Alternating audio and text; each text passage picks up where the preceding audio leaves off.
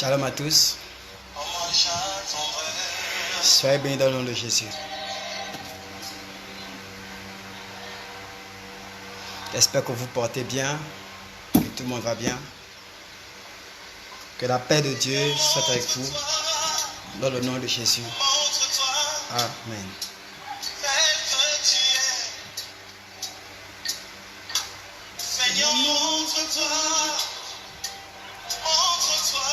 Alors aujourd'hui c'est jeudi, comme vous le savez. Aujourd'hui c'est jeudi, comme vous le savez. Nous avons notre deuxième rendez-vous de la semaine. Donc connectez-vous déjà, connectez-vous, nous allons commencer.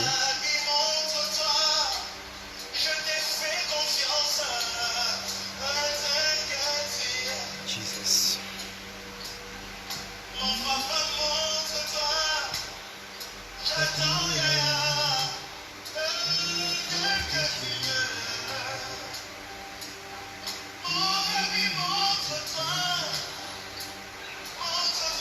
Bonjour Alexandrine, comment tu vas? Que Dieu te bénisse.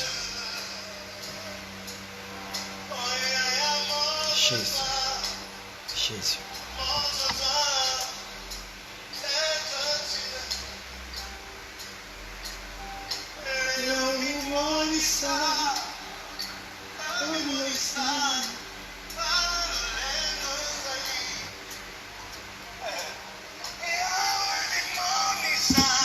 Shalom, shalom, shalom, shalom.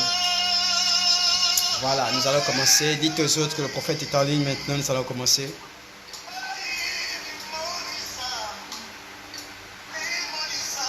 Connectez-vous, nous allons commencer. Partagez la vidéo, dites aux autres que le prophète est là. On va commencer maintenant. On va commencer maintenant.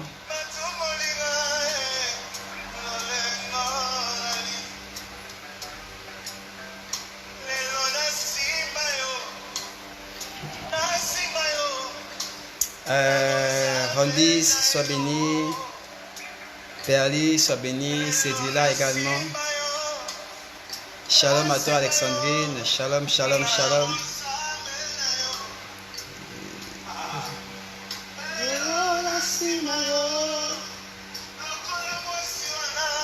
Partagez, je vais commencer. Je vais vraiment commencer tôt.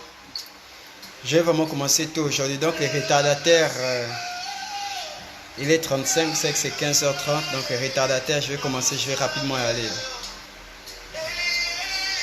Shalom à tous, shalom à tous, shalom à tous.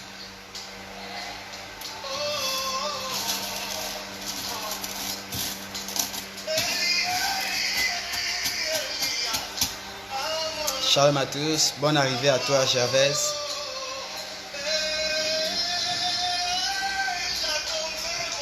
Bonsoir, comment tu vas?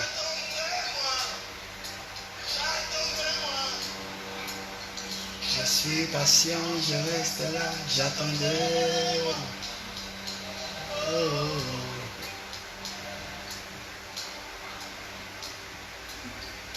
Bonsoir Alima, sois béni, comment tu vas? Bonsoir Sandrine, Wilfried. Nous sommes en retard, je vais vite y aller.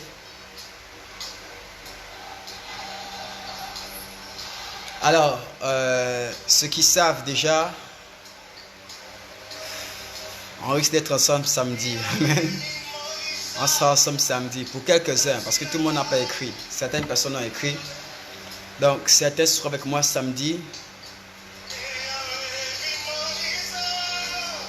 Téléchargez l'application Zoom. Téléchargez Zoom. Téléchargez cette application. On va se retrouver samedi, je vais vous communiquer l'heure. Je ne l'ai pas encore l'heure, je vais vous la communiquer. L'heure vous sera communiquée sur notre page Facebook, Centre International des Disciples de Christ, d'ici demain. Demain ou samedi matin même. Mais ce sera certainement samedi en soirée ou en après-midi. Donc téléchargez déjà l'application Zoom. Samedi, ce sera un peu brutal. Maintenant, c'est sur Zoom que nous allons monter un peu et sur Facebook, on va donner des messages assez simples. Conforme à ce que l'Esprit aura déposé en nous. Alors, je vais commencer.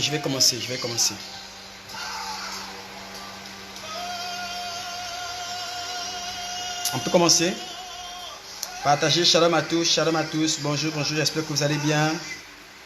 J'espère que vous allez bien, que vous avez bien dormi, que vous avez passé une bonne journée. J'espère que tout le monde se porte bien. J'avais hâte de me retrouver avec vous. Shalom à toi, Sandrine. J'avais hâte de me retrouver avec vous, voilà. En même temps, j'avais hâte. En même temps, il y a certaines choses que Dieu me révèle. Je suis un peu dans la présence de Dieu ces derniers temps. J'ai senti ça dans mon esprit depuis hier. Donc, j'ai failli à la dernière minute annuler notre rendez-vous d'aujourd'hui. Parce que j'ai l'impression dans mon esprit que Dieu m'appelle dans sa présence. Voilà. Mais bon, nous sommes là aujourd'hui. Je ne vais pas trop durer. Je vais exhorter un peu. Donc, dites déjà aux uns et aux autres de se connecter.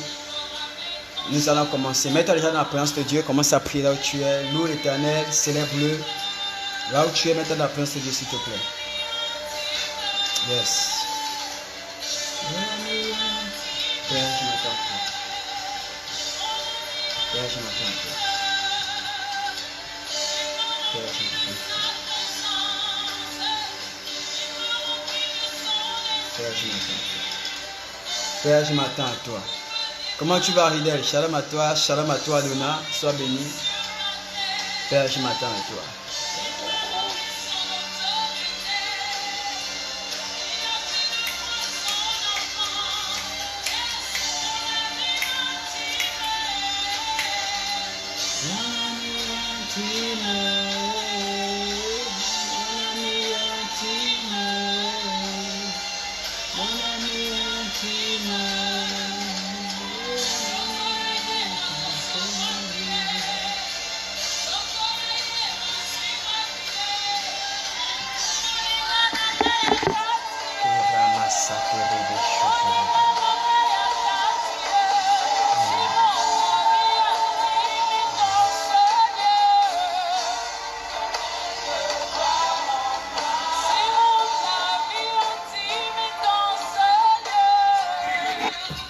Alors, soyez bénis. Frédéric, comment tu vas? Shalom à toi.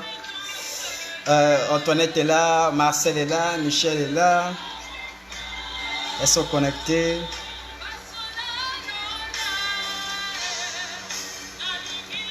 Marcel est connecté. C'est Marcel ou c'est Michel? Je ne sais pas c'est laquelle. Armel est connecté. On peut y aller? On peut voler maintenant. Est-ce qu'il y a des aigles ici? Est-ce qu'il y a des aigles?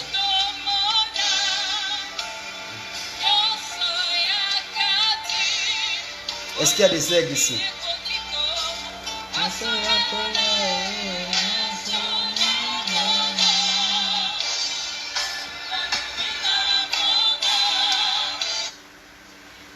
Gloire à Jésus. On va prier un instant. Je vais prier. Père, je te bénis et je te rends grâce. Merci pour ta révélation. Merci pour ta parole. Merci pour le Saint-Esprit. Merci pour ta présence dans nos vies. Merci pour ta grâce dans nos vies. Merci pour le sacrifice de Jésus. Pour son nom et pour son sang. Reçois la gloire, nous avons besoin de toi, Seigneur. Viens nous soutenir. Viens me soutenir. Père, viens m'aider à apporter quelque chose de nouveau dans la vie de quelqu'un. Viens m'aider à élever quelqu'un spirituellement ici. Viens bénir quelqu'un, Seigneur. Viens visiter quelqu'un. Viens transformer quelqu'un. Viens toucher quelqu'un. Viens changer la vie de quelqu'un, Seigneur. Nous avons besoin de toi, Père. J'ai besoin de toi, Seigneur. Seigneur, tu sais ce qu'il y a dans mon esprit quand je suis en face de tes enfants. Père, je suis désemparé parce que je ne peux aider personne. Je ne peux rien faire pour personne. Mais Seigneur, je crois en toi. Je crois en ta puissance et je crois en ta grâce. J'ai une pensée pour eux que tu m'as donnée, que tu m'as communiquée. Seigneur, viens et que ce ne soit pas moi qui parle aujourd'hui à tes enfants, mais que ce soit ta parole, que ce soit ta bouche qui s'exprime. Père, nous sommes dans une période où plus que jamais nous avons besoin de toi, besoin de ta parole, besoin d'être éclairés par tes instructions. Dans le nom de Jésus, j'ai prié. Amen. Ma grande sœur est en ligne. Carole, comment tu vas? Voilà, je vais lire un verset simple. Hein? Ok, tu as prié, tu as prié, tu as prié. Est-ce que tu as prié? On va commencer. Tu as prié. Je vais lire un verset simple. Tu peux lire avec moi, c'est dans le livre de Luc. On va dans le livre de Luc au chapitre 23, s'il te plaît. C'est une histoire que tout le monde connaît. On va lire Luc 23. Luc au chapitre 23. Ça parle de la crucifixion de Jésus. Luc 23, vous y êtes? Alors, shalom, shalom à tous. Je rappelle, nous sommes en direct les mardis et les jeudis à 15h30, les dimanches à 10h30, sur la page Centre International des Disciples de Christ. Vous voulez rentrer en contact avec nous, vous voulez discuter, vous voulez quoi que ce soit, vous avez des questions, raconter un rêve, n'importe quoi, appelez à des numéros qu'on vous communique généralement, ça va passer encore aujourd'hui, à savoir le 066 36 28 28 ou le 065 77 0015. Ou écrivez sur Messenger via cette page Centre International des Disciples de Christ. Vous voulez revoir les vidéos, allez sur la page Facebook ou alors sur le compte YouTube Centre International des Disciples de Christ. Je suis le prophète Régnier du Gabon. Voilà, votre âme serviteur. Soyez bénis dans le nom de Jésus. Je tiens à préciser que exceptionnellement ce samedi, et je pense les prochains samedis, nous serons sur Zoom. Donc téléchargez l'application Zoom. Je ne sais pas encore quelle heure. L'heure ne m'a pas encore été communiquée, mais je vous communiquerai l'heure dès que possible. Dès que je vois l'information, je vous communiquerai l'heure. Donc samedi, nous serons sur Zoom. Téléchargez l'application Zoom. J'ai quelque chose que je vais vous partager de la part de Dieu. Téléchargez l'application Zoom. Voici les numéros qu'on vous communique. Grâce, ma fille Grâce, comment tu vas? Viens de te mettre un des numéros, le 065 77 0015. Et aussi Wilfried qui va mettre un deuxième numéro, le 066 36 28 28. Écrivez, écrivez, écrivez, écrivez, écrivez. Alors, tout à l'heure, alors que j'ai préparé ces temps, j'ai senti en moi une forte envie de prier, de m'agenouiller devant le Seigneur. Et donc, il était pratiquement 14h10, 14h15 par là. Je suis allé m'enfermer dans ma chambre, je me suis mis à genoux et j'ai prié. Et j'entendais Élie, la chanson Élie du pasteur Moïse Billet. Et donc, j'ai mis cette chanson-là et j'ai prié, j'ai prié, j'ai prié. Brusquement, je me suis mis à... J'étais à genoux, je me suis couvert, vraiment, je me suis humilié devant la face de Dieu là. Une forte tristesse est montée dans mon esprit et j'ai demandé à Dieu, Seigneur, je ne veux pas parler de ma part, donne-moi tes paroles, donne-moi tes mots. Il y a beaucoup de choses que je connais, que tu m'as enseigné, mais je ne vais pas donner les choses parce qu'il faut donner les choses. Dis-moi ce que je vais dire à ces gens, dis-moi ce que je vais dire à tes enfants, donne-moi une parole fraîche. Le Seigneur commence à me parler, mais il n'a pas terminé. Et il y a quelque chose que je vais vous dire aujourd'hui, que je vais vous donner aujourd'hui. Mais il y a beaucoup de choses qu'on va ensemble décortiquer sur Zoom samedi. Voilà, beaucoup de choses. Aujourd'hui, je voulais vous partager, c'est ce que je voulais faire cette semaine. Parler des âmes du chrétien dans Éphésiens chapitre 6. Mais voilà, Dieu m'a mis à cœur de vous communiquer un message et je vais le faire. C'est dans Luc au chapitre 23. Non, laisse ça là-bas. Alors, je vais lire la parole de Dieu. Allons-y dans Luc au chapitre 23, à partir du verset 33. Luc 23, à partir du verset 33. Je lis la Bible. La Bible dit ceci. Lorsqu'il fut arrivé au lieu appelé le crâne, ils le crucifièrent là, ainsi que les deux malfaiteurs, l'un à droite, l'autre à gauche. Jésus dit, Père, pardonne-leur car ils ne savent pas ce qu'ils font. Ils se partagèrent ses vêtements en tirant au sort. Le peuple se tenait là et regardait. Les magistrats se moquaient de Jésus, disant, il a sauvé les autres, qu'il se sauve lui-même, s'il est le Christ, l'élu de Dieu. Les soldats aussi se moquaient de lui, s'approchant et lui présentant du vinaigre. Il disait, si tu es le roi des Juifs, sauve-toi toi-même. Verset 38. Il y avait au-dessus de lui cette inscription, celui-ci est le roi des Juifs. L'un des malfaiteurs crucifiés l'injuriait, disant, n'es-tu pas le Christ? Sauve-toi toi-même et sauve-nous par la même occasion. Verset 40. Mais l'autre le reprenait et disait, ne crains-tu pas Dieu, toi qui subis la même condamnation? Pour nous, c'est justice, car nous recevons ce que nous méritons. Nous recevons ce que méritent nos crimes. Mais celui-ci n'a rien fait de mal. Et il dit à Jésus, souviens-toi de moi quand tu viendras dans ton règne. Jésus lui répondit, je te le dis en vérité, aujourd'hui tu seras avec moi dans le paradis. Il était environ la 6e heure et il y a eu des ténèbres sur toute la terre jusqu'à la 9e heure. Que Dieu vous bénisse. Alors, oui, il y a Wilfried qui a écrit, hein. Regardez la publication de Wilfried Nzingombekale, un entretien, un témoignage, des questions, une orientation spirituelle. Contactez le Centre international des disciples de Christ au 066 36 28 28, indicatif plus 241, ou alors le 065 77 00 15 avec indicatif plus 241. Alors, sois béni Sylvia, sois béni Sylvie, Akoma, que Dieu vous bénisse. Voilà. Alors, c'est une histoire simple dans la Bible. Lorsque Jésus est sur la croix. Vous connaissez l'histoire, partagez, je vais commencer. Vous connaissez l'histoire. La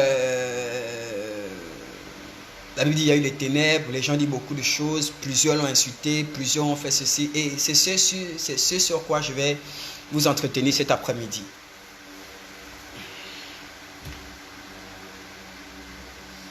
Amen, amen, amen. Shalom Sandrine, comment tu vas?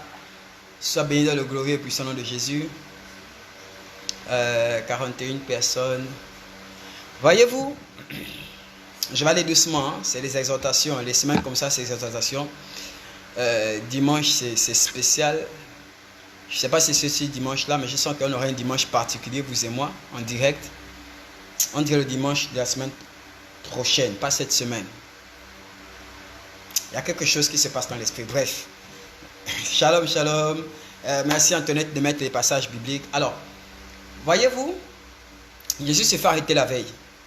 Il se fait arrêter la veille, il se fait humilier, il se fait crier dessus, il se fait flageller, il se fait fouetter, il se fait balader à gauche et à droite, il se fait vraiment une humiliation totale.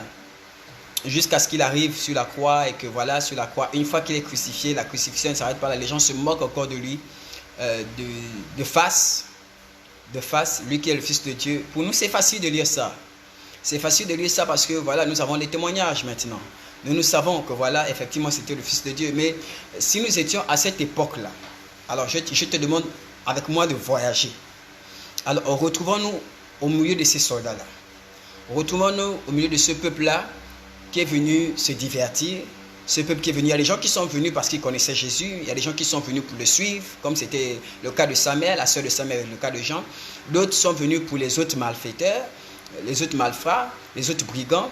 Et d'autres sont venus peut-être parce qu'ils savaient qu'il y avait des crucifixions aujourd'hui et il y avait des personnes qu'on devait crucifier. Ils sont venus voir, se divertir, se distraire. Et donc, imaginez-vous, nous sommes parmi ces personnes-là, ou parmi les soldats, ou parmi les sacrificateurs, ou parmi les brigands, parmi tout ce monde-là.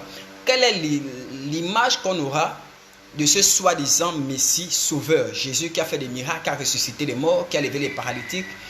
Lorsqu'on le voit maltraité, blessé, humilié, craché dessus et que Dieu n'intervient pas et que lui-même n'est même pas capable de descendre de la croix. Vous savez maintenant, aujourd'hui, c'est facile pour nous de juger ces personnes-là, de dire voilà. Mais à leur place, vous allez penser quoi? En ce qui me concerne, qu'est-ce que j'allais penser de savoir que ça c'est un grand prophète qui a levé les paralytiques, qui ressuscite les morts. Apparemment Dieu était avec lui, il a fait des grands miracles, il a marché sur la mort. Mais maintenant, comment ça se fait que on le crucifie?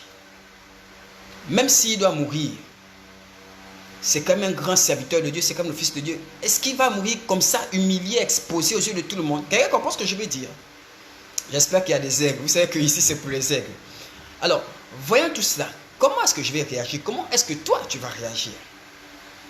Voyez-vous, aujourd'hui encore, il y a des hommes de Dieu, il y a des serviteurs de Dieu qui dans leur ministère traversent des phases, des périodes où ils sont comme humiliés, ils sont rabaissés, ils sont exposés, ils sont comme crucifiés comme ça a été le cas pour Jésus dans Luc au chapitre 23. Publiquement exposés sur les réseaux sociaux, publiquement humiliés, publiquement mis en avant, écrasés par le diable, crachés au visage par des gens, par des personnes qui vont dire certaines choses, ils vont dire cela, ils vont dire cela. Et au milieu de tout ceci, aujourd'hui encore il y a des hommes de Dieu qui traversent cette étape-là dans leur ministère, où même nous qui sommes parfois animés du Saint-Esprit, nous qui sommes des serviteurs de Dieu, nous pouvons dire non, ça veut dire que Dieu n'était pas avec lui depuis le début. Ça veut dire que cet homme de Dieu là, ce prophète-là n'était pas vraiment prophète de Dieu. Comment c'est un prophète de Dieu et puis peut passer par là? Non, Dieu ne peut pas permettre qu'un de ses serviteurs soit humilié comme ça, soit rabaissé comme ça, sauf si Dieu n'est pas avec lui. Je suis en train de planter le décor. J'espère que tout le monde me suit, s'il vous plaît. J'espère que je suis en train de... Je dessine un peu pour faire baisser tout le monde. J'espère que tout le monde peut te décor. Nous lisons ça, cette histoire de Jésus, nous lisons ça avec un regard avisé. Bonjour Marlène, comment tu vas? Avec un regard avisé. Mais à cette époque-là, comment nous allons voir ça? Comment tu vas voir qu'un homme de Dieu, Shalom Ghislaine, un homme de Dieu, qui soi-disant faisait des miracles, il disait qu'il est le Fils de Dieu. Il a marché sur la mer, il a ressuscité les morts. Dieu, soi-disant, est avec lui. Il est soi-disant le Fils de Dieu, il est le Sauveur, il est le Messie. Un homme de Dieu aussi puissant. Comment on va l'arrêter comme un malfrat? Comment il va être crucifié au milieu des malfrats? Mourir de quel type de mort? Sur la croix. Quelle humiliation, quelle malédiction. La Bible dit, maudit soit celui qui est pendu au bois. C'était une malédiction. C'était le pire châtiment réservé pour les plus grands brigands. Comment allons regarder cet homme de Dieu à cette époque? La Bible dit qu'il y avait des gens qui disaient, mais s'il est le Fils de Dieu, mais qu'il descende maintenant afin que nous puissions croire. Il a prêché, il a prêché. Là, s'il fait un miracle, nous tous sommes à voir, nous tous sommes à croire. La Bible dit que les gens disaient ça. Et vous voyez, aujourd'hui, il y a des chrétiens, il y a des serviteurs de Dieu qui rencontrent des problèmes, comme je disais. Et puis on peut se dire que bon, si vraiment Dieu est avec lui, hein, on va voir maintenant qu'on va le sortir de cette situation. S'il sort de cette situation-là, c'est que vraiment Dieu est avec lui. Il y en a qui pensent comme ça. Il y en a qui te diront, c'est toi qui pars à l'église tout le temps, n'est-ce pas? C'est toi qui pars à l'église tous les jours. Mais ton Dieu que tu pries là, quand tu vas dans les veilles de prière, pourquoi il n'a pas prévenu l'incendie à la maison? Pourquoi il n'a pas prévenu la maladie? Pourquoi il ne t'a pas protégé de ceci? Pourquoi il ne t'a pas protégé de cela? Et toi, quand tu passes par cette situation-là, tu peux effectivement penser que Dieu t'a abandonné ou Dieu ne t'aime pas parce qu'il a permis ça. Tout comme tu peux juger tes frères, tu peux juger les soeurs, tu peux juger les hommes de Dieu.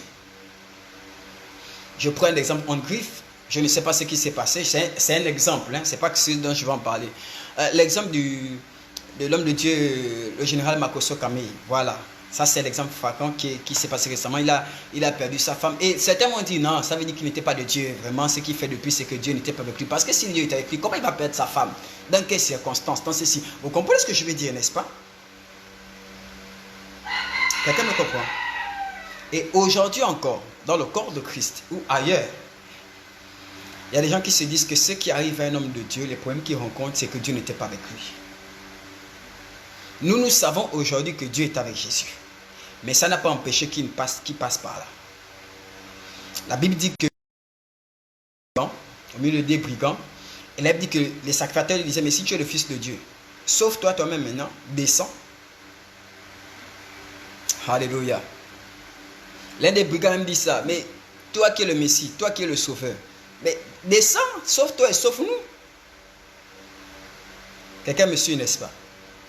Ah, si c'est un homme de Dieu, pourquoi il ne prie pas lui-même pour sa femme? Si c'est un homme de Dieu, pourquoi ce ministère fait ceci? Si c'est un homme de Dieu, si vraiment c'est un prophète de Dieu, pourquoi il n'a pas vu cela? Pourquoi il n'a pas prié pour ça? Pourquoi il n'a pas empêché ça? C'est souvent comme ça qu'on parle. C'est souvent comme ça qu'on exprime les choses. Amen, amen, amen. On se dit que comme Dieu est avec nous, comme nous sommes des enfants de Dieu, il y a certaines situations qui ne peuvent pas nous arriver.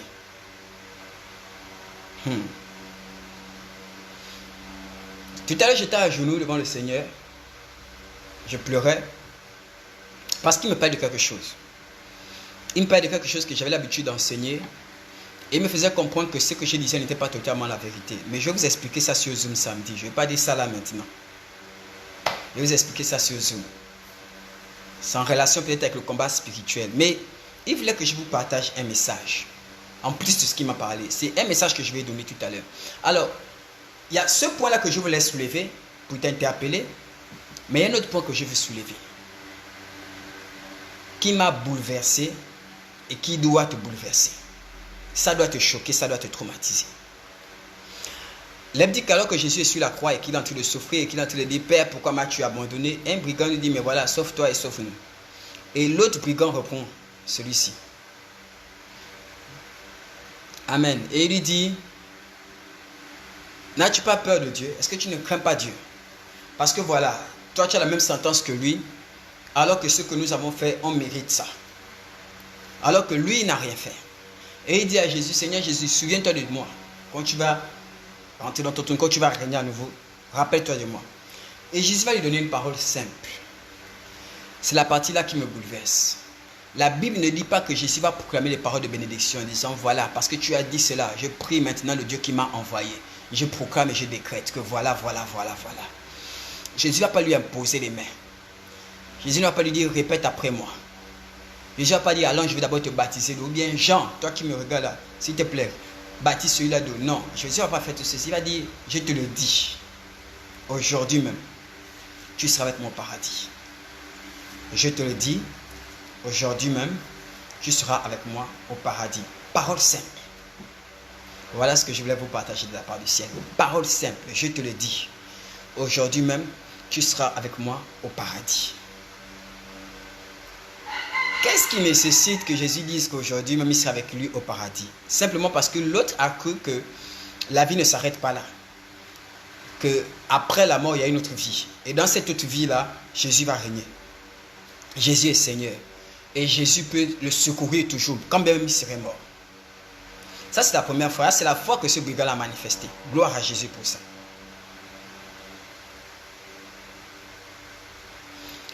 Mais l'affirmation de Jésus m'a bouleversé et doit te bouleverser aussi. Vous savez, aujourd'hui, dans l'église, il y a beaucoup de puissance. On a des hommes de Dieu avec des grandes sanctions. Ils font des grands miracles. Il y a beaucoup de miracles. Il y a beaucoup de puissance. Il y a beaucoup de guérison.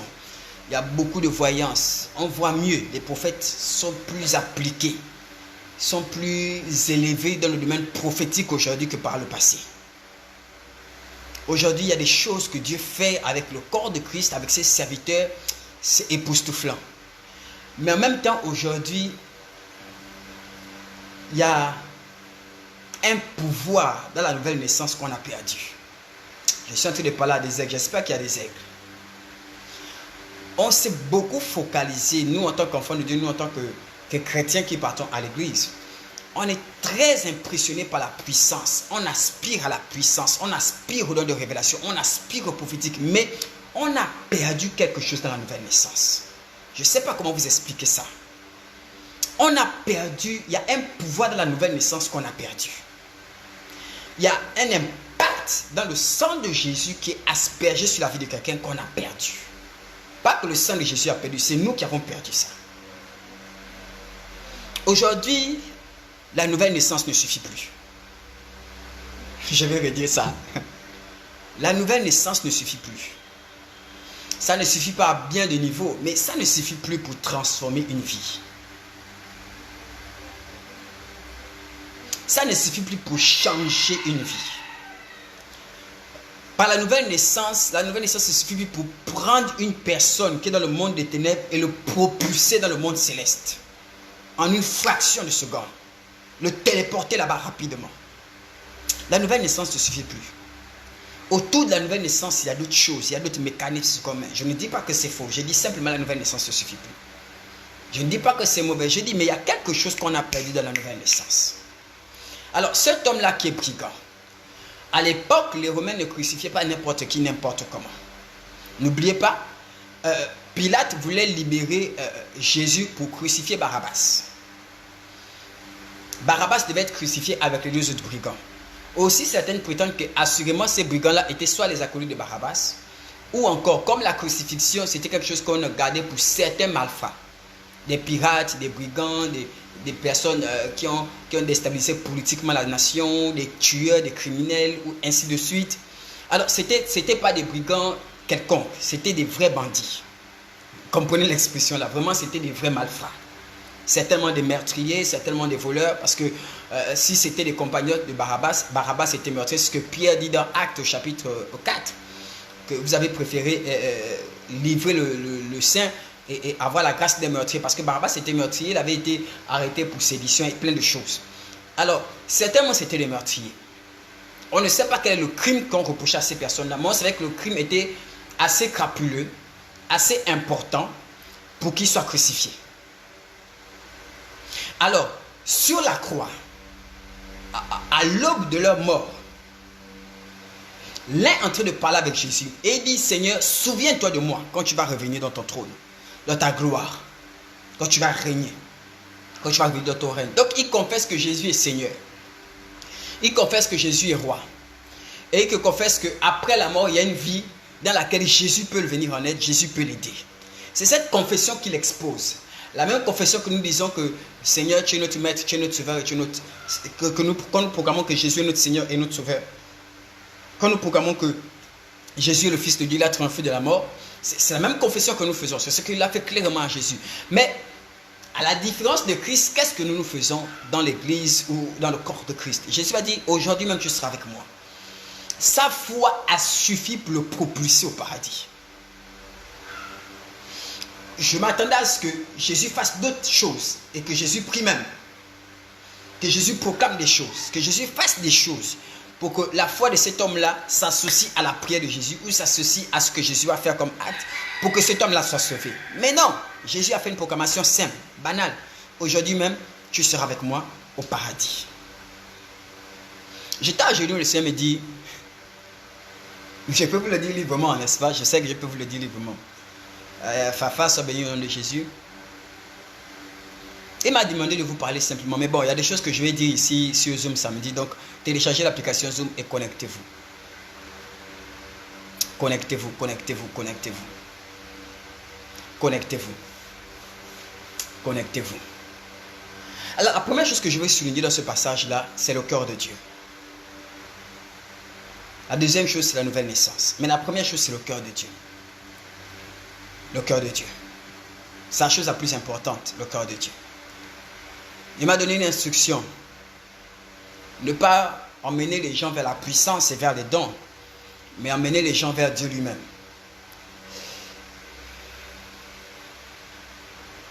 Si Jésus avait été un homme comme vous et moi, il n'allait pas répondre ainsi. Si quelqu'un me dit, après qu'il ait tué peut-être des gens, après qu'il ait été brigand, parce qu'il faut savoir que certainement parmi les gens qui étaient là à regarder la crucifixion, il y avait peut-être je sais pas, des personnes contre qui ces brigands-là avaient agi et qui venaient assister à la mort de ces brigands-là. Ça se fait qu'effectivement, ils étaient récompensés par les actes qu'ils avaient posés. Il faut comprendre ça. Et quand Jésus parle, Jésus ne parle pas en se disant, mais est-ce que ma parole ne va pas blesser les gens qui sont là et qui veulent à tout prix que ces brigands-là meurent par rapport au mal qu'ils ont subi? Est-ce qu'il y a compris ce que je suis en train de dire? Jésus ne regarde pas ça. Jésus parle à celui-là directement. Il dit, aujourd'hui même tu seras avec moi. Il ne demande pas qu'est-ce que tu as fait pour être là avec moi sur la croix. Quels sont les actes que tu as posés?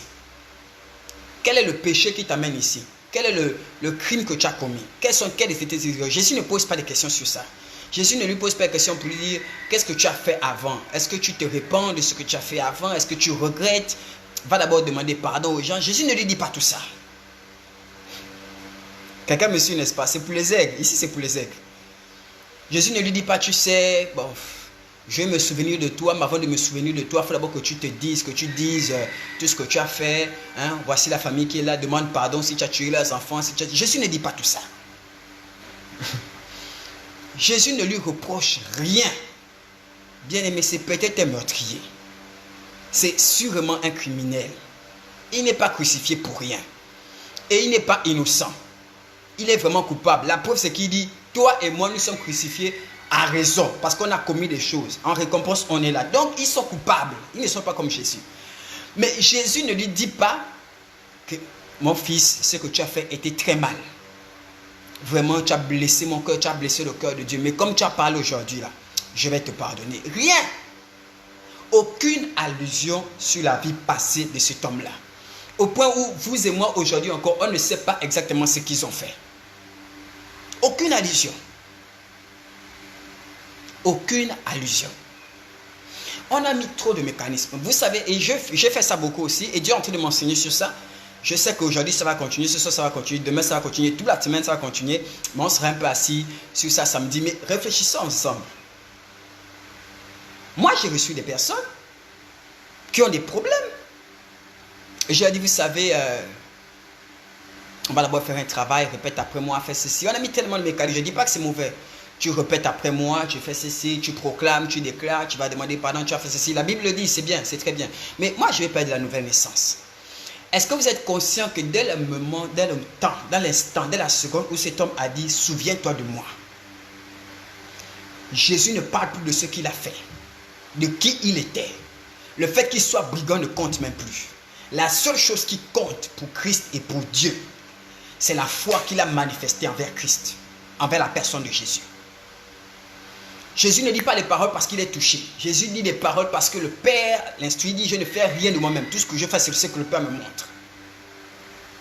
Jésus lui dit, aujourd'hui même, je peux t'assurer, tu seras avec moi. Dès l'instant où il a montré la foi, dès l'instant où il a cru à Dieu, dès l'instant où il a cru à Jésus comme étant le sauveur, comme étant le maître, dès l'instant il était inscrit, dès l'instant il était qualifié pour le ciel. Et ses meurtres et ses crimes ne comptaient plus. Le fait qu'il soit sur la croix ne comptait plus. Ce qu'il a commis par le passé ne comptait plus. Les victimes de ses actes passés ne comptaient plus. La seule chose qui comptait devant le ciel, c'est la foi qu'il a manifestée que Seigneur, souviens-toi de moi. Dieu n'est pas un homme. Dieu ne juge pas comme les hommes. Jésus a dit aux gens, lorsqu'on l'appelait bon maître, Rabbi, il a dit, ne m'appelez pas bon maître. Un seul est bon, c'est Dieu, le Père. Votre Père qui est au ciel. Dieu ne juge pas comme vous et moi. Vous savez, même si nous sommes un, nous sommes des hommes. Et en tant qu'hommes, nous avons des habitudes, nous avons des réflexes, nous avons des manières de faire. Nous avons été éduqués par l'école, par la famille, par la rue. Et donc, nous avons des éléments, des caractéristiques que nous avons mené ça dans l'église, même en tant que serviteur de Dieu.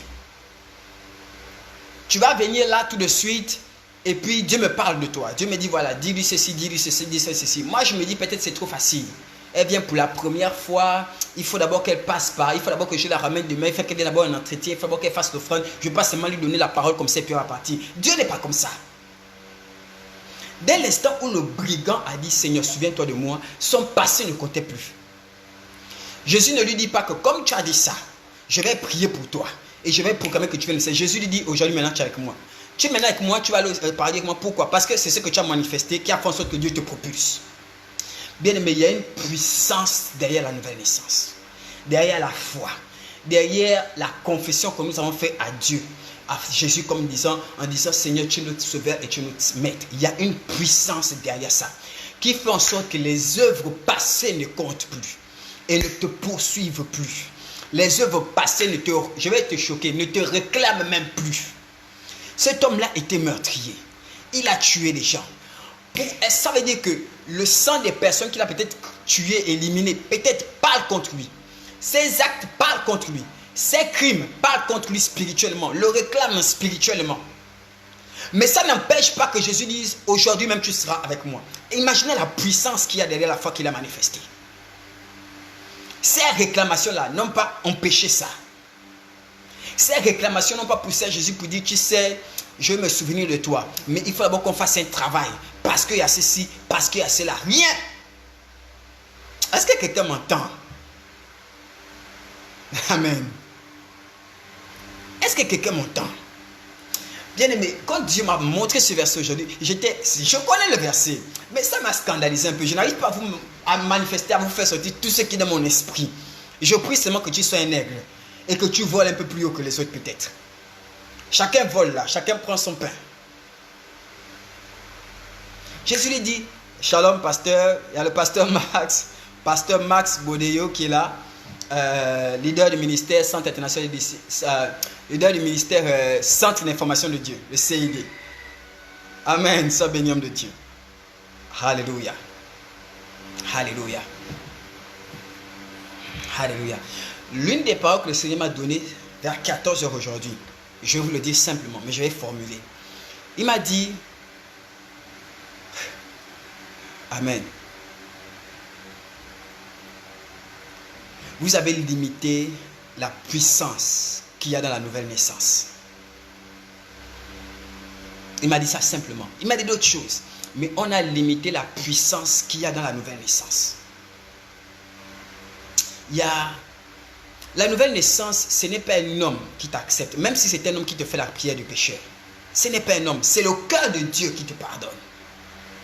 C'est Dieu qui te lave par le sang. Écoutez, il ne te lave pas avec l'eau de Javel, avec le Pax ou avec je ne sais pas.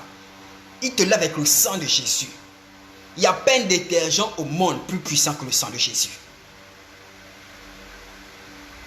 Jésus a regardé cet homme et sans artifice, sans processus, sans autre chose, je vais dire ça comment, mon Dieu, sans protocole, il lui dit aujourd'hui tu seras avec moi. Aujourd'hui, tu seras avec moi. Pourquoi? À cause de ce que tu viens de proclamer là. Aujourd'hui, tu seras avec moi. À cause de la proclamation que tu viens de faire. Aujourd'hui même, tu seras avec moi. J'étais assis au salon et je me disais, Seigneur, un criminel comme ça, meurtrier, il vient de mon ministère. Et il me dit, homme de Dieu, je vais accepter Jésus. Mais je vais faire un travail d'un mois. Je dis bien, mais tu sais, il y a des alliances derrière toi, il y a plein de choses. Écoute, on va prier, on va jeûner, emmène ta famille, va demander pardon à toutes les personnes que tu as tuées, les familles et tout, et tout. Et tout. Tu sais, c'est un long travail, il y a des démons qui vont agir, il faut que tu sois... Je me suis, dans mon esprit, je disais que, mon Dieu, ça c'est un travail compliqué. My God. Et parfois nous-mêmes, lorsque nous venons à Jésus, et là je ne parle plus des hommes de Dieu, je parle de toi et de moi. Quand nous venons à Jésus, tellement nous savons ce que nous avons commis dans notre vie passée. Nous savons quel type de vie nous avons mené.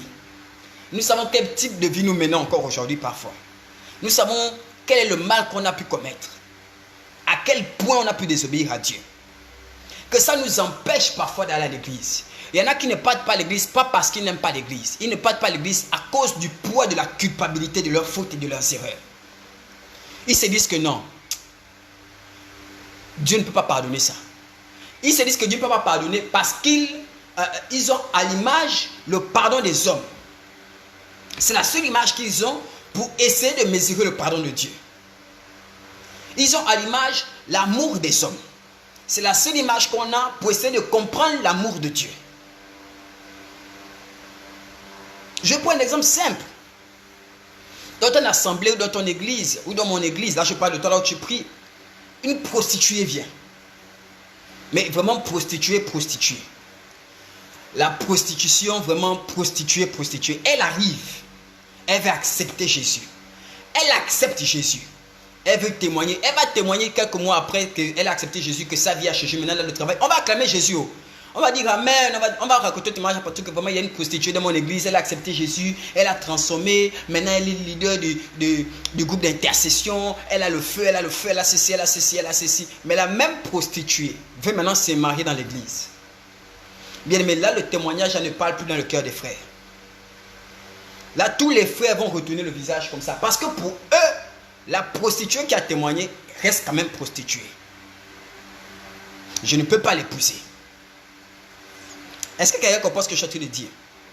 Et voilà comment intérieurement, on a limité la puissance de la nouvelle naissance. On va se dire, c'est prostituée, c'est bien. Elle sert le Seigneur, c'est bien. Elle a témoigné le témoignage de gloire. Mais maintenant, pour en faire ma femme, c'est pas possible. C'est une prostituée. Tu vas aller voir le pasteur, homme de Dieu, c'est une prostituée, elle ne peut pas être ma femme. Je ne peux pas mettre une femme comme ça chez moi. Mon épouse, homme de Dieu, je ne peux pas. Amen, frère.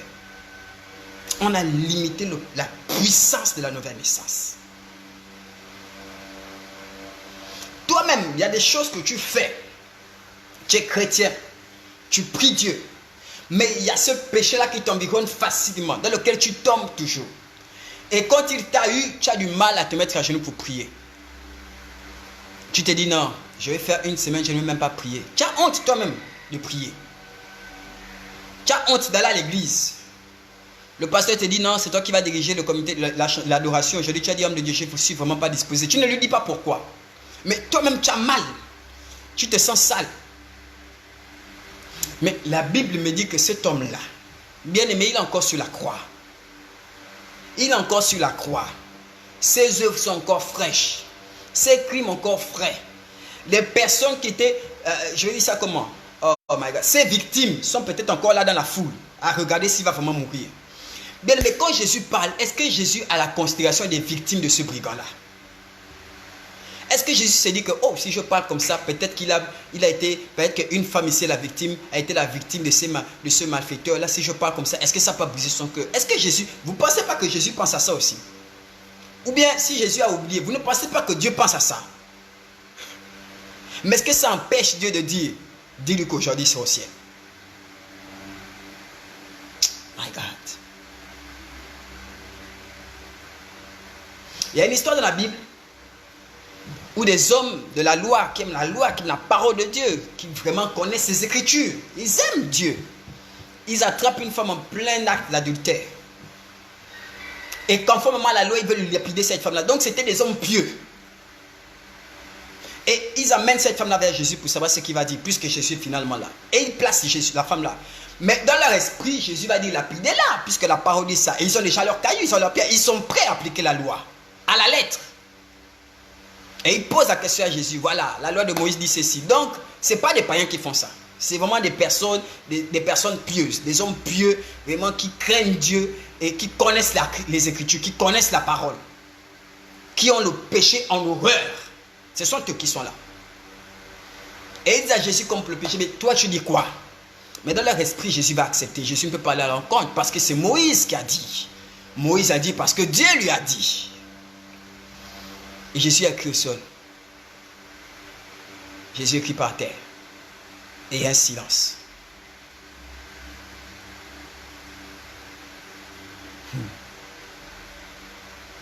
Amen. Jésus dit, celui qui parmi vous n'a jamais commis de péché, qu'il lance sa première pierre. Et les uns et les autres se regardent entre eux. Deux choses me choquent dans cette histoire. À aucun moment Jésus ne regarde la femme avant de parler. On a l'impression que Jésus n'est même pas préoccupé par quelle est cette femme-là, à quoi elle ressemble, quel est son visage, comment elle est vêtue. Jésus ne regarde pas aussi ceux qui ont parlé. Jésus regarde le sol. La femme est peut-être en pleurs et les autres sont sûrs, mais Jésus ne regarde pas ça. Jésus ne regarde pas l'attitude déjà, il ne regarde pas les pleurs ou la certitude, il ne regarde pas ça. Il dit, celui qui n'a pas péché commence à lancer la première pierre. Et la Bible dit que les uns et les autres vont commencer à abandonner, ils vont jeter la pierre, ils vont partir. La femme va se retrouver seule. Jésus va lever la tête à nouveau, il va dire à la dame, ma fille, ceux qui t'accusent sont où? Ils sont tous partis. Ah oui, moi aussi je ne t'accuse pas alors. Va, mais ne pêche plus. Et la vie de cette femme-là change. La vie de cette femme-là change là. Alors revenons, cette femme-là a été prise en plein acte d'adultère. Donc elle trompait son mari. Le mari a la famille. La famille a su, donc la belle famille de cette femme-là a su que voilà, elle a humilié notre famille publiquement. Parce que ça s'est passé en public. Oh, je suis en train de monter maintenant. Amen, homme de Dieu, soit béni. Cette femme-là a humilié son mari, la famille de son mari, sa famille à elle, publiquement. Parce que quand on te traite comme ça, ça s'est passé publiquement, ce n'était pas en cachette. Donc, les parents de son mari ont su. Les parents de cette dame-là ont su. La ville a su. Le village a su. Vous et moi, aujourd'hui, on connaît cette dame-là. Donc, sa culpabilité, son péché a été exposé. Le foyer a été exposé. Ma question, c'est quand cette dame-là retourne auprès de son mari, il l'accueille comment? Quelqu'un me suit? Sa belle famille la reçoit comment? Ses parents reçoivent cette fille-là comment? Mais Jésus dit quoi? Je ne te condamne pas.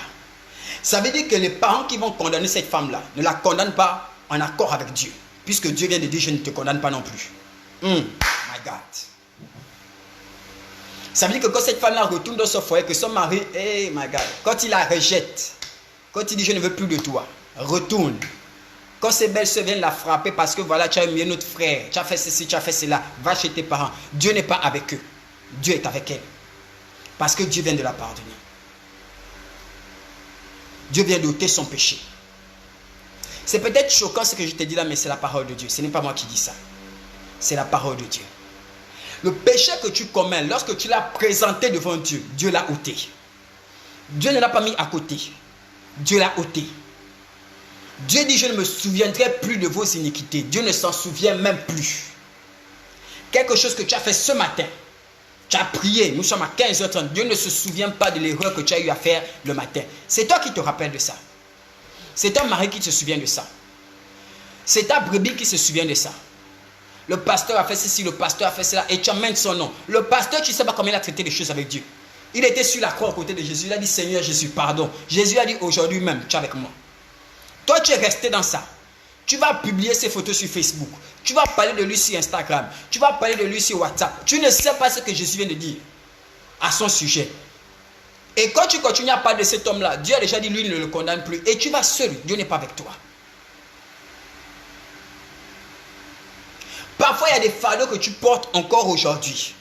Par rapport aux fautes que tu as eu à commettre, par rapport aux péchés que tu as commis, tu portes ça encore aujourd'hui. L'ennemi t'attaque toujours, le diable met toujours en toi cette culpabilité-là qui n'est pas de Dieu. Tu as demandé pardon à Dieu il y a longtemps. Mais aujourd'hui, quand tu vas à l'église, je vais te parler de ça, je peux te parler de la vérité. Tu vas à l'église, on te dit encore non, c'est par rapport à ceci, tu avais fait cela, il faut encore demander pardon à Dieu. Mais tu as déjà demandé pardon à Dieu. Bien aimé, il y a une puissance dans le sang de Jésus. Il y a une puissance dans la nouvelle naissance. Ne laisse pas le diable te faire croire que quand tu as dit Seigneur Jésus, viens dans ma vie, ça n'a pas eu d'impact suffisant. L'impact était véritable. L'impact était terrible. L'impact était puissant. On veut diluer la puissance du sang de Jésus. Le sang de Jésus est réel.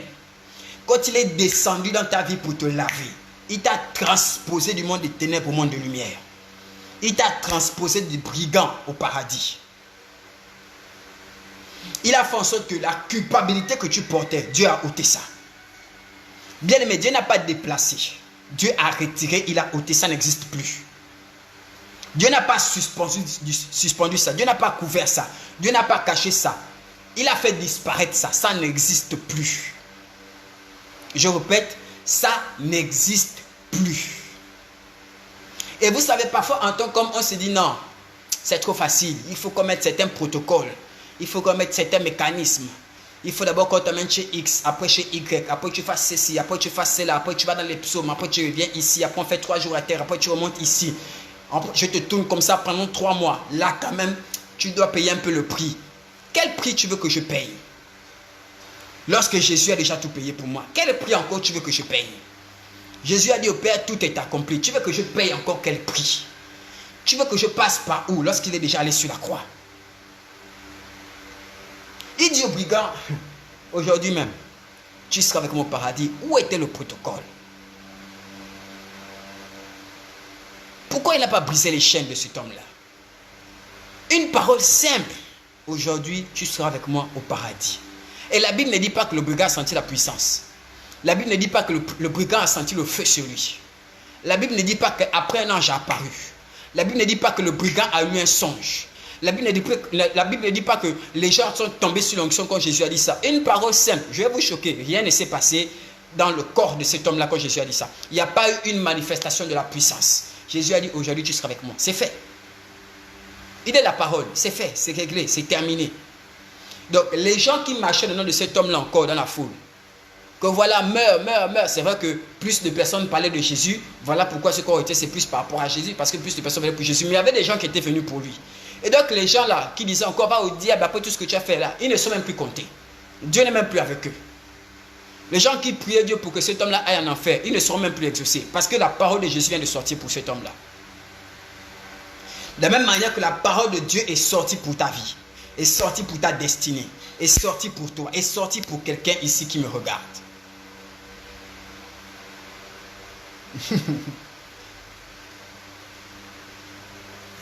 Est-ce que quelqu'un m'entend?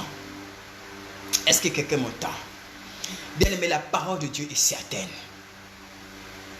Il y a 3 choses qui tuent la puissance du sang de Jésus. 3 choses qui tuent la puissance de la nouvelle naissance dans nos vies. 3 choses. Vous savez, quand j'ai accepté Jésus,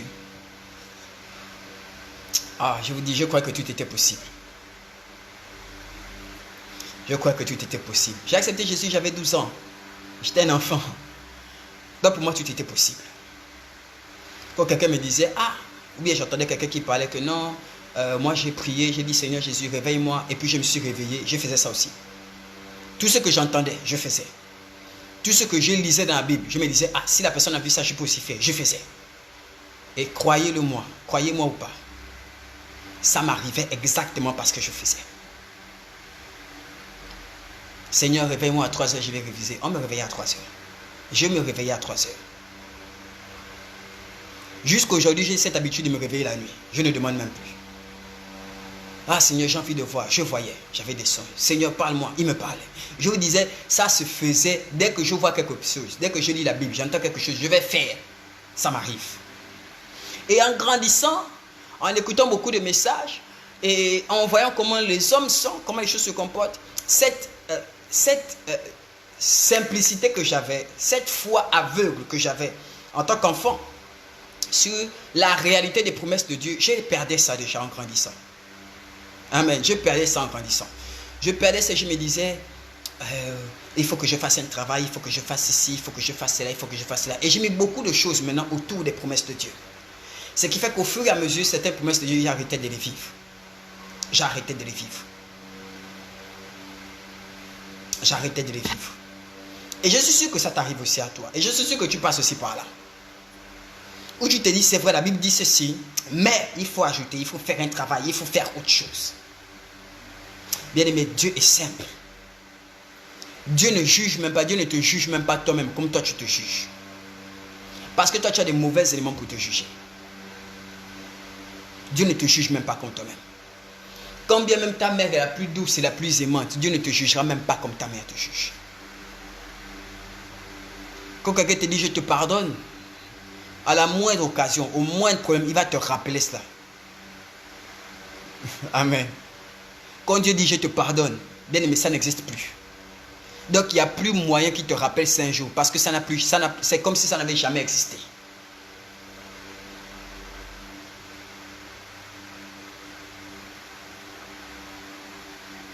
Il y a des choses qu'on ne voit pas comment Dieu fait. Et parfois on est comme cette foule-là qui peut être choquée quand Jésus dit aujourd'hui même tu seras avec moi au paradis. On peut se dire un brigand, quelqu'un qui a tué les gens. Comment Dieu peut dire des choses comme ça? Comment Jésus peut dire aujourd'hui, ici il y a des personnes qu'il faut sauver, c'est d'autres, pas celui-là, pas un criminel. Il y a des gens ici qui sont des bonnes personnes, pas un criminel, c'est ça, celui-là qu'on dit ça. Et parfois nous sommes comme ces personnes-là qui pensent comme ça. Quelqu'un arrive à l'église, Dieu bénit cette personne. Un pasteur a commis des erreurs, Dieu a béni ce pasteur. Et on se dit non, comment Dieu peut faire ceci, comment Dieu peut permettre ça? Bien aimé, tu n'es pas le cœur de Dieu. Tes pensées sont loin en comparaison des pensées de Dieu. Nous sommes à des années-lumière de la manière dont Dieu voit les choses. Mais celui que le Fils a franchi est réellement libre. Celui que Dieu a pardonné, sa faute n'existe plus. Quelle que soit la culpabilité que tu portes encore, quel que soit le fardeau que tu portes encore, tous les matins, à chaque heure, tu prends ce fardeau-là, tu le mets encore sur tes épaules. Quel que soit ce fardeau que tu soulèves encore là, quelle que soit la culpabilité qui te fait encore pleurer à genoux devant le Seigneur, quelle que soit l'étiquette qu'on remet encore sur ton front, qu'on remet encore sur ton visage, qu'on remet encore sur tes épaules, à cause de ce que tu faisais avant, à cause de ce que tu as fait hier, à cause de ce que tu as fait ce matin, ce que tu as dit, quel que soit ce fardeau que tu portes encore, si Dieu t'a pardonné, ce fardeau n'existe plus. Je reprends, si Dieu t'a pardonné, ce fardeau n'existe plus. Quel que soit le jugement qu'on met sur toi, oh, elle ne va jamais changer, elle est toujours comme ça. Ah, c'est un homme méchant, il a un mauvais cœur. Ah, le pasteur là, il aime seulement l'argent. Ah, le pasteur là, seulement ceci. Quel que soit ce que tu vas dire, bien aimé, tu ne connais pas la réalité de l'intimité de Dieu et cet homme-là. Tu ne connais pas la réalité de l'intimité de cette femme-là avec son Dieu. Toi, tu la juges. Toi, tu regardes encore ce qu'elle a eu à faire dans sa vie en tant que brigand. Mais tu ne sais pas qu'elle est passée par la croix ce matin, à 10 heures. Et Jésus lui a dit, aujourd'hui même, ta faute est ôtée. Alors que tu te tues dans les prières d'intercession, à balancer le feu à X, à Y, parce qu'il a fait ceci, parce qu'il a fait cela, tu ne sais pas ce que Dieu a dit à cette femme-là. Alors que plein de personnes l'accusaient et voulaient sa mort. Jésus a dit, celui qui n'a pas péché, lance ta première pierre. Tu n'étais pas là. Quand elle revient de la famille, toi tu l'accuses toujours. Tu traites toujours de sorcière. Tu dis toujours que c'est lui qui enlève tes enfants dans le ventre. Tu ne sais pas ce que Christ vient de déclarer sur lui. En tant que chrétien, au lieu de répandre le cœur de l'homme, nous devons aussi répandre le cœur de Dieu. Au lieu de répandre l'amour de l'homme, nous devons aussi répandre l'amour de Dieu. Jésus aurait pu dire sur cette croix-là, tu as fait tellement de choses, et rappeler à ce brigand-là sa vie. Rappeler à ce brigand-là ses crimes. Pour que le brigand-là pleure réellement et qu'il comprenne que ce n'est pas facile comme ça. Il faut encore qu'il demande bien pardon. Jésus a pu dépouiller cet homme-là pour que l'homme-là demande encore bien pardon à Dieu. Vraiment qu'ils sont encore bien humiliés. Il ne l'a pas fait. Il n'a pas trouvé nécessaire de rappeler à cet homme-là son péché. Il savait que lui-même il était conscient de ça. Il n'a pas trouvé nécessaire de dire à l'homme, mais tu te rappelles la personne que tu as tuée, tu te rappelles de ceci. Il savait que lui-même il était conscient de ça. Mais quand l'homme a ouvert une porte et a montré la foi à Dieu, Dieu s'est empressé de le sauver à partir de la foi là. Parfois dans l'église, nous acculons les gens à cause de ce qu'ils faisaient avant, à cause de ce qu'ils étaient. Mais j'aimerais te dire aujourd'hui, commence à faire comme ton Père qui est au ciel. La Bible dit que tel il était, nous sommes. Dès que quelqu'un manifeste une petite foi, une petite crédulité, empresse-toi sur cette crédulité-là et sauve cette personne. Empresse-toi et sauve cette personne. La femme prise en plein acte d'adultère, Jésus aurait pu la réprimander. Quand les gens sont partis, Jésus aurait pu se lever pour réprimander cette dame-là. Que vraiment, comment tu peux faire ça? Tu es marié, tu es ceci, tu es cela. Regarde comment tu as humilié ton mari. Maintenant, quand tu viens te mettre en public comme ça, est-ce que c'est bien? Il aurait pu réprimander cette dame. Il a dit, je ne te condamne pas non plus, mais attention, ne pêche plus. Même dans sa manière de parler, il y avait de l'amour. Même quand il dit ne pêche plus, il y avait de l'amour. Même quand il est sur la croix, il y avait de l'amour. Il y a des fardeaux que nous portons encore en tant qu'enfants de Dieu.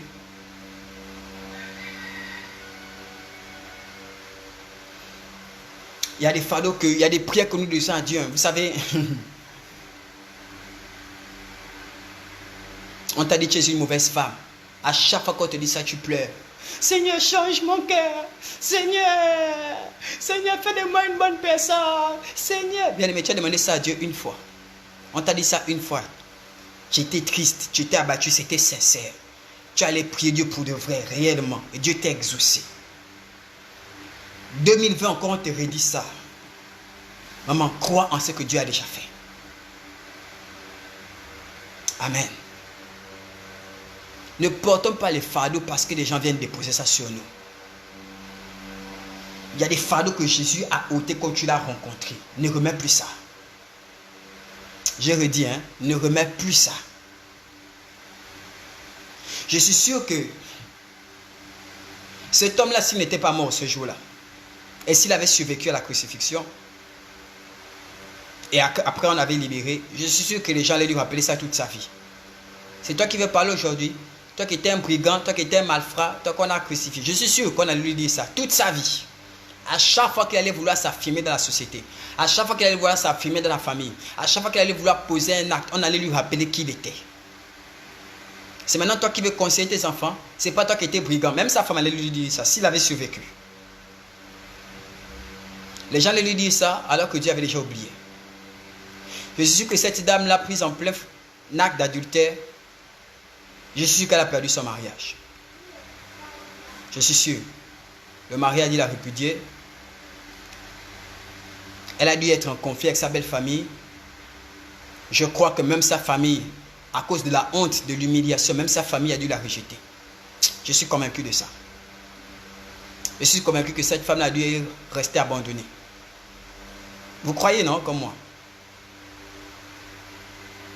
Mais Jésus dit, moi je ne te condamne même pas. Ces deux histoires montrent que il y a des poids que nous portons encore sur nous. Tête baissée, dos courbé là. Mais ça ne vient pas de Dieu. Il y a des étiquettes que les gens nous mettent encore. On nous juge encore à cause de qui on était. À cause de ce que j'ai fait. Et je vais te choquer. Qui tu étais, ce n'est pas forcément quand tu étais mondain. Même quand tu es devenu chrétien, il y a toujours des erreurs que tu as eu à commettre. Même cette semaine-là, cette période, depuis que le confinement a commencé, il y a des erreurs que tu as eu à faire. Cette semaine-là même, tu as peut-être envoyé un message plein de colère à quelqu'un et tu regrettes ça après. Votre amitié est brisée, mais ton Dieu t'a pardonné. La personne t'en veut aujourd'hui, mais toi, ton Dieu t'a pardonné. Mais la personne reste sur la colère. Toi, ton Dieu t'a pardonné. Aujourd'hui encore, tu t'en veux. Tu as demandé pardon une fois, tu as demandé pardon 2 fois, la personne refuse. Pardon 3 fois, 4 fois, la personne refuse. Et à chaque fois, tu vas demander pardon. Combien de temps encore? Tu es dans un couple. Tu es arrivé dans le mariage. La personne t'a soutenu. Maintenant, là, 2020, la personne te rappelle ça. N'oublie pas où j'étais pris. N'oublie pas comment j'étais connu. N'oublie pas d'où j'étais sorti. Tu vas me rappeler ça encore combien de temps? Dieu n'est pas comme ça. Ni face au brigand sur la croix, ni face à cette dame-là. Mais pire encore, regardez là. La rapidité de l'exaucement. Seigneur, s'il te plaît, souviens-toi de moi. Aujourd'hui même, je te le dis, tu seras avec moi. C'était rapide. C'était du tic au tac. Du tic au tac. Souviens-toi de moi. Aujourd'hui même, tu seras avec moi. Aujourd'hui, pas demain. Aujourd'hui même. Ce que tu as dit là, j'ai déjà exaucé. Regardez la rapidité avec laquelle Dieu prend plaisir à t'accueillir dans sa maison. Ces histoires montrent bien qu'il n'y a pas un péché qui est au-dessus de la compassion de Dieu. Il n'y a pas quelque chose que tu peux faire, que tu as eu à faire, ou que tu feras, qui va faire en sorte que la compassion de Dieu ne soit pas capable de couvrir ça. Il n'y a pas un péché que tu peux commettre, qui va faire en sorte que le sang de Jésus ne soit pas suffisant pour effacer ça. On a une dame en plein adultère, on a un criminel sur la croix, là. Et rapidement, Dieu exauce. Rapidement, Dieu veut les racheter. Rapidement, Dieu les appelle. Dieu les purifie. Aussi, je m'adresse à toi qui me regarde. Que tu sois chrétien, que tu sois non chrétien. Vous savez, il y a des personnes qui se disent être chrétiens ou qui sont chrétiens par héritage. Je m'explique. Par habitude ou par religion, je m'explique. Papa était chrétien, maman sont chrétiens, ils m'emmènent à l'église depuis que je suis petit, j'ai grandi dans l'église. Il y en a qui ne sont pas chrétiens mais qui ont grandi dans l'église. Et qui restent à l'église. Et pour eux, ils sont chrétiens. Non, ce n'est pas ça. Il y en a qui disent, oui, je suis chrétien, je prie à la maison, je prie dans la chambre. Non, ce n'est pas ça. Il y en a qui disent, oui, je suis chrétien, je crois en Dieu dans mon cœur. Non, ce n'est pas seulement ça. La Bible dit, si tu crois dans ton cœur et si tu confesses de ta bouche au Seigneur Jésus, alors tu seras sauvé. Il faut d'abord croire dans son cœur, c'est vrai. Mais ça, c'est le premier pas. C'est la jambe gauche. Après, il y a la jambe droite. Il faut confesser de sa bouche. Il y en a qui n'ont jamais pris la peine de confesser de leur bouche. Une confession qui se fait peut-être à huis clos, mais une confession qui se fait aussi en public. Tu n'as jamais pris la peine de dire, Seigneur Jésus, prends un peu le contrôle de ma vie. Je me suis battu. Je me bats. J'ai essayé.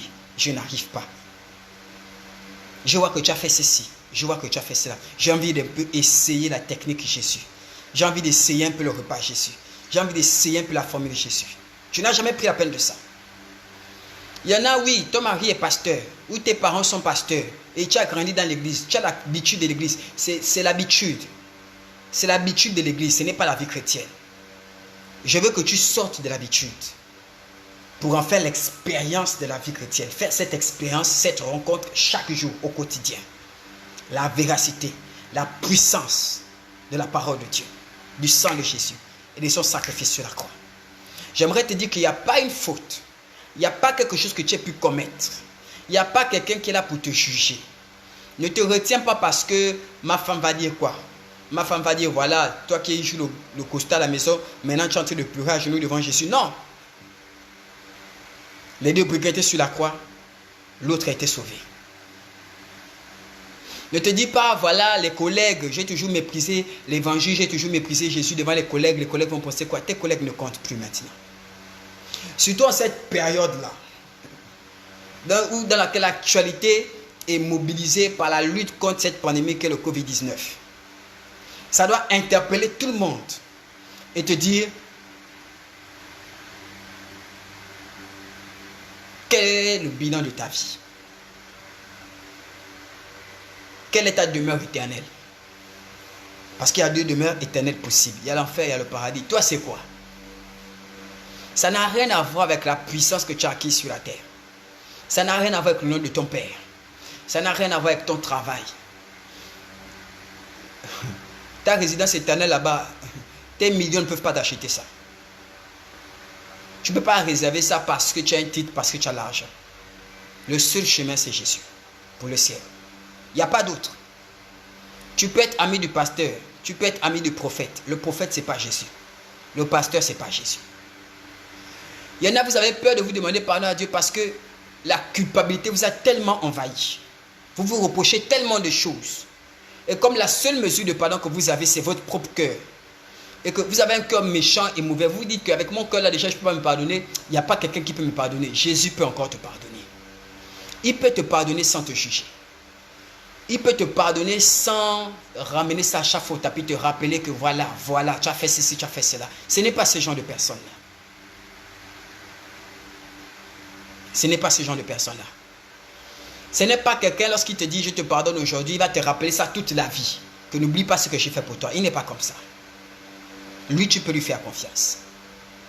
Ce n'est pas ce genre de personne qui va t'abandonner en cours de route parce que tu es têtu, parce que ceci, lui n'abandonne pas. Dès qu'il est venu, il ne t'abandonne pas. Il a dit je serai avec toi tous les jours jusqu'à la fin. Il est fidèle à sa parole. Ce qu'il a dit va faire. Ça ne dépend plus de toi. Il sera avec toi. Et avec lui, tu as l'assurance que non pas que ta vie sera une vie seulement de bonheur, non pas que ta vie sera une vie irréprochable, mais avec lui, tu as l'assurance que dans chacune de tes erreurs, il peut te relever. À chaque fois que tu vas t'éloigner, il va te ramener. Lorsque tu vas fléchir le genou encore devant le péché, il va te laver. Il va changer tes vêtements. Il va te restaurer. J'aimerais te faire cet appel à toi aujourd'hui. J'aimerais te faire cet appel à toi aujourd'hui. Tu n'as jamais accepté Jésus, tu veux le faire. Tu as l'habitude d'écouter les vidéos des hommes de Dieu. Ce n'est pas pour autant que tu es chrétien. Ce n'est pas pour autant que tu as accepté Jésus. Tu connais tous les prophètes. Tu regardes les vidéos. Tu as plein d'enseignements, mais tu n'as jamais eu le temps d'accepter Jésus. Fais-le maintenant si tu es en ligne avec moi. C'est avec toi que je vais prier tout à l'heure. Tu es chrétien, tu es chrétienne. Tu pratiquais avant. Maintenant, là, tu t'es un peu assoupi. Tu t'es un peu endormi. Tu es un peu arrêté. Et aujourd'hui, je te donne l'opportunité de te dire, Seigneur Jésus, je vais revenir à la maison. Te servir à nouveau. Je comprends qu'il n'y a pas quelqu'un qui va m'aimer comme toi. Il n'y a pas quelqu'un qui pardonne comme toi. Il n'y a pas quelqu'un qui oublie mes fautes passées comme toi. Je te fais confiance. Je vais prier avec toi.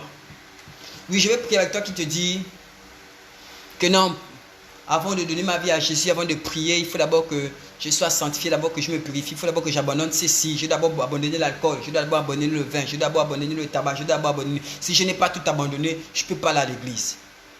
Je vais te dire que seul tu ne peux pas abandonner. La Bible, ce n'est ni par la force ni par l'intelligence, c'est par le Saint-Esprit.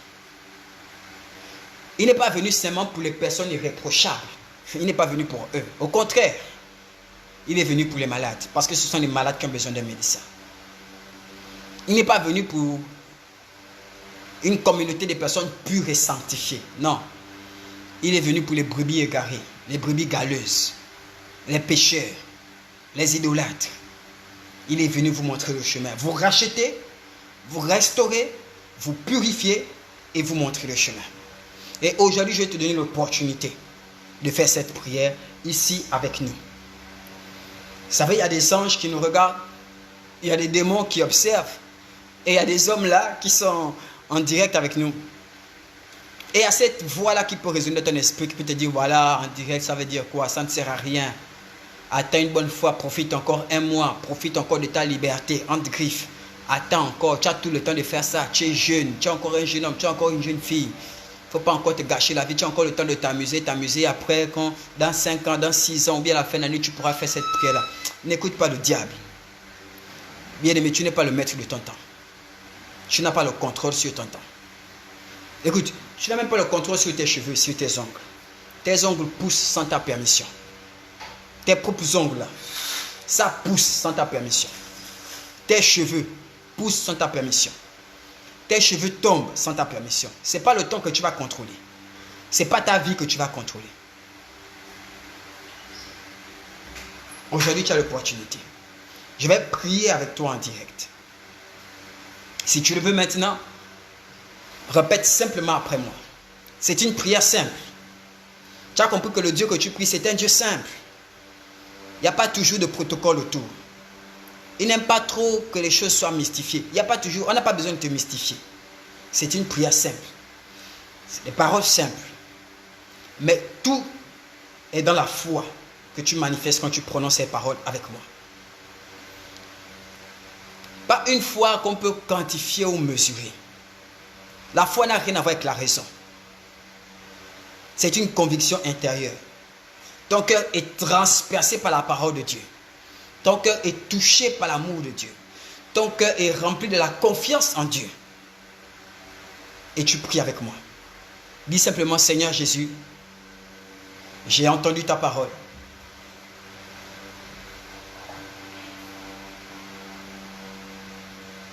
Et je confesse, je reconnais, j'ai besoin de toi. J'ai essayé de m'en sortir avec mes propres forces, mes propres compétences, avec mon intelligence, avec mes connaissances. Mais j'ai échoué. Tu sais qui je suis. Je ne peux rien te cacher.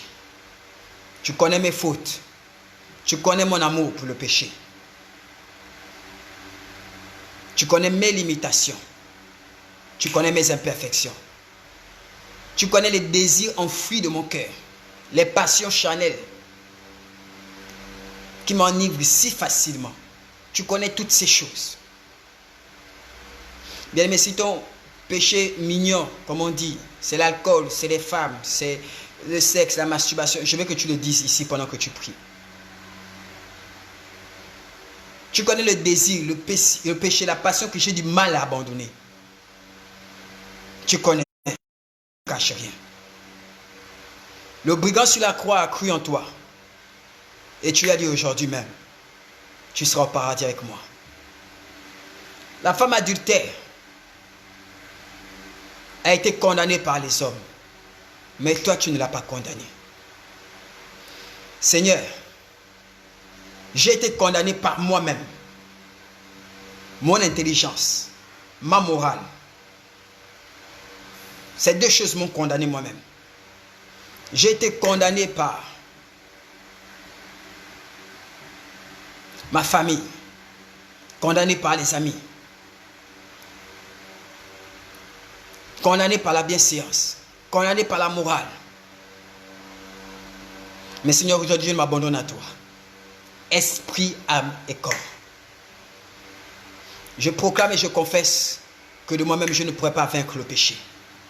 Toi qui as vaincu le péché, viens me donner ta victoire. Je proclame et je confesse que ma vie n'aboutira à rien. Toi qui as été élevé et assis à la droite du Père, viens me donner ta gloire. Je ne peux rien sans toi. Aujourd'hui, je proclame et je décrète que tu es mon Seigneur, que tu es mon Maître et que tu es mon Sauveur. Sois le roi de ma vie. Sois le maître de ma vie. Je proclame devant les démons, devant les anges, devant les hommes que j'appartiens à Dieu maintenant. J'appartiens à Jésus. Je crois que tu es le Sauveur, le Seigneur, le Fils du Dieu vivant. Je crois que tu es mort et tu es ressuscité. Aujourd'hui, tu es assis à la droite du Père. Je crois que tu es le chemin, la vérité et la vie et que nul ne va au Père que par toi. Viens me guider. Viens me guider. Viens me guider. Viens me guider, Seigneur Jésus. Viens me donner ta vie. Je veux vivre ta vie. Je veux mourir à moi et vivre en toi maintenant. Viens restaurer ma vie. Viens m'introduire dans le lieu céleste, dans le trône du Père. Au nom de Jésus, j'ai prié. Amen. Tu as fait cette prière avec moi. Proclame avec joie que maintenant j'appartiens à Jésus. Proclame avec joie que maintenant j'appartiens à Jésus.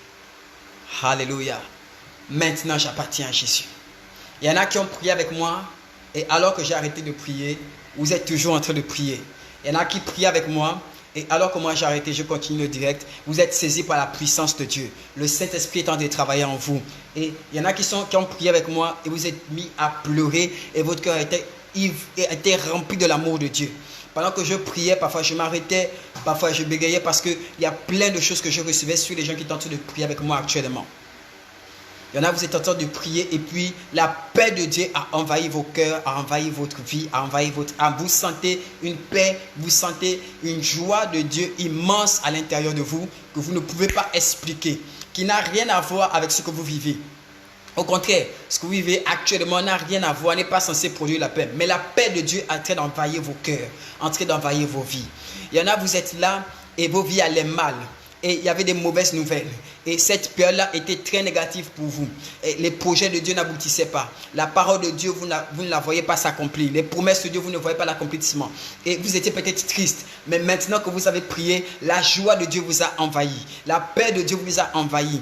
Et la main de Dieu est sur vous. La main de Dieu est sur vous. Il y en a qui ont eu le temps d'accepter Jésus. Il y en a qui étaient déjà chrétiens, mais qui ont simplement prié. Et l'Esprit est en train de mettre en vous cette assurance d'appartenir à quelque chose de plus grand, à quelqu'un de plus grand. Cette assurance d'appartenir au ciel. L'Esprit en train de mettre en vous cette conviction de faire partie d'une grande famille. Alléluia, alléluia, alléluia. C'est une conviction qui monte. Ça n'a rien à voir avec vous. C'est le Saint-Esprit qui opère ça. Il y a cette joie d'appartenir à Jésus. Cet amour, c'est une joie, c'est une paix. Vous êtes conscient qu'il y a quelque chose maintenant, que vous n'êtes une personne transformée. Vous êtes une personne nouvelle, que vous appartenez à Christ Jésus et que votre vie ne sera plus jamais la même. Votre vie ne sera plus jamais la même. Vous savez, votre vie n'a pas tellement changé depuis que vous avez accepté Jésus. Pourquoi? Parce que vous avez toujours porté sur vos épaules ce fardeau. Vous avez prononcé des paroles quand vous avez accepté Jésus, mais le fardeau de votre vie passée est resté là. C'est resté sur vous. Vos crimes sont restés sur vous. Vos péchés sont restés sur vous. Vos iniquités sont restées sur vous. Et l'ennemi vous rappelait cela à chaque fois. Vous étiez comme ce brigand-là, mais malgré votre confession à Christ, ce fardeau était toujours sur vous. Et aujourd'hui, vous avez compris que Christ vous a pardonné. Christ vous a pardonné. Et il ne vous a pas jugé, il vous a pardonné. Alléluia. Je viens de recevoir un chant. Gloire à Jésus pour cette parole.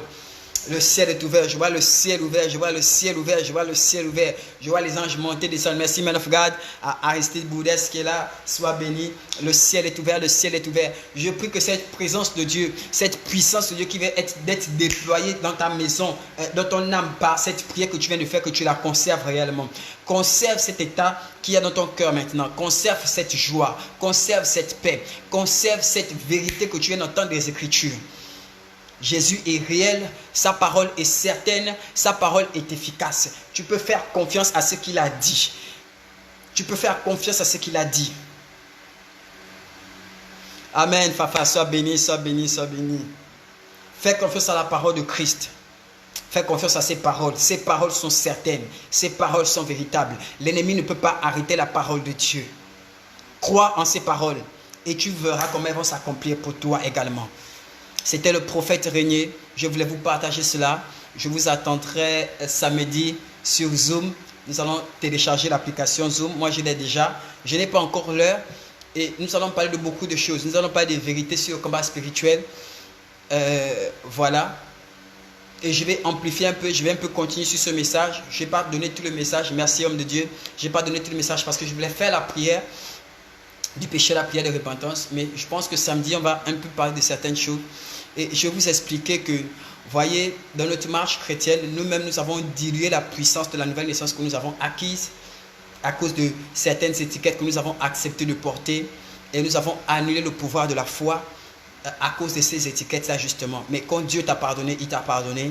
Il ne voit plus tes fautes, il ne voit plus tes péchés, il ne voit plus tes iniquités. Bien aimé, s'il ne voit plus tes fautes, s'il ne voit plus tes péchés, tes iniquités, c'est parce qu'elles n'existent plus. Si elles n'existent plus, il n'y a plus un droit de réclamation contre elles. Je suis en train d'ouvrir quelque chose. Mais je te retrouve samedi sur Zoom. Et tous ensemble, nous serons ici dimanche à 10h pour notre direct sur notre page Centre International des Disciples de Christ. Je crois que certains ont été bénis. Merci Armel, que Dieu te bénisse, que Dieu te bénisse. Partagez cette vidéo, partagez ces paroles. Pas seulement les vidéos, mais partagez ces enseignements. Appropriez-vous ces vérités bibliques. Appropriez-vous ces vérités, s'il vous plaît. Gardez-les dans vos cœurs. Partagez-les, communiquez-les, s'il vous plaît. S'il vous plaît. Que Dieu vous bénisse. Père, je te bénis, je te rends grâce pour toute cette personne qui vient d'être transformée par ta parole, qui vient d'être transformée, qui vient d'être catapultée, Seigneur. Du monde des ténèbres, vraiment de lumière. De l'esclavage à la libération totale en Christ Jésus. Qui vient d'être catapultée, Seigneur. De la prison à la délivrance totale. De la maladie à la guérison. Des ténèbres à la lumière. De l'enfer aux cieux. Seigneur, qui vient d'être catapulté, Seigneur, d'esclave à roi, à reine, à prince, à leader, à dirigeant, au nom de Jésus. Qui vient d'être catapulté, Seigneur. Un monde égoïste, sans amour, à ton amour parfait. Ton amour est parfait et c'est dans leur cœur. Seigneur, je te bénis, je te rends grâce pour ces personnes qui regardent actuellement. Je prie que ta main repose sur tous. Je prie que ta protection repose sur tous. Et je prie que, Seigneur, tous aient une véritable communion avec le Saint-Esprit. Que nous comprenions la réalité, la véracité de tes paroles. Ta parole est certaine et nous pouvons lui faire confiance parce que ta parole c'est toi. Tu es égal à ta parole. Nous pouvons te faire confiance et faire confiance à ta parole. Seigneur, je te dis merci parce que je sais que quand tu nous as pardonné, tu nous as réellement pardonné. Quel que soit le regard du monde par rapport à nos fautes passées, Dieu nous a pardonné et ce pardon est certain. Et nous marchons, Seigneur, non pas à cause du monde, mais nous marchons par ton regard à cause de toi, au travers de ton pardon. À toi la gloire, le règne au siècle des siècles. Amen. Que Dieu vous bénisse. Shalom à toi Sylvia. Shalom à toi Fafa. Shalom à toi Amaris. Il y a qui d'autre là? Il y a Carole, ma grande soeur chérie. Alima, Grace, Armel, Stélina. Voilà Viviane. Shalom à vous Gadi, Laurine, Perlette, Cédila, Marcel, Michel et tous les autres. Voilà, que Dieu vous bénisse. On se revoit demain samedi sur Zoom. Je vais vous communiquer l'heure. Donc restez connectés sur notre page. Et on se voit dimanche à 10h sur notre page. Homme de Dieu, Aristide, sois béni. Homme de Dieu, Max Bodeo, pasteur, mon frère, moi. Soyez bénis, que Dieu vous bénisse. Amen, amen, amen. C'était le prophète Régnier. Shalom, c'est Philia. Amen, que Dieu vous bénisse. Bye.